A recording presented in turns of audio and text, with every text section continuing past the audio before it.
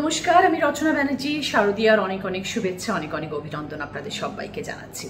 আপনাদের সবাইকে জানাই যে দুর্গাপুজো এসে গেছে এবং সর্ব জায়গায় অনেক আমন্ত্রণ পত্র এসছে আমার কাছে উদ্বোধন করার জন্য, এবং আমি সর্ব জায়গায় যাওয়ারও চেষ্টা করছি যতটুকু আমার পক্ষে সম্ভব। 25 এবং 26 তারিখ আমি ফুল ডে হুগলি জেলার মানুষের জন্য নিয়োগ করেছি, যাতে আপনি সবসময় আপনাদের পাশে থাকতে পারি, আনন্দেও আপনাদের সাথে ভাগ করে নিতে পারি। এবং দুর্গাপুজোর উদ্বোধনে আমি নিশ্চয়ই আপনাদের কাছে যাব। যারা যারা আমাকে আমন্ত্রণপত্র দিয়েছেন, যারা যারা চান আমি আপনাদের পাশে গিয়ে দাঁড়াই, আমি নিশ্চয়ই চেষ্টা করব সর্ব জায়গায় যাওয়ার। সেই পরিপ্রেক্ষিতে একটু জানিয়ে রাখি, একটা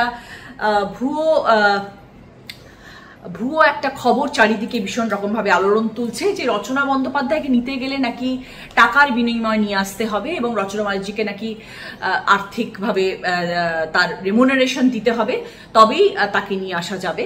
কিন্তু এই কথাটার মধ্যে কোনো সততা নেই, এটা এবং একদম মিথ্যা কথা প্রচার করা হচ্ছে, কুপ্রচার করা হচ্ছে। এটা এরকম কোনো ঘটনা নেই, এরকম কোনো ধরনের কোনো রকমের ব্যাপার নেই যেখানে রচনা বন্দ্যোপাধ্যায়কে তার 7টি বিধানসভায় যাওয়ার জন্যে টাকার বিনিময় নিয়ে যেতে হবে।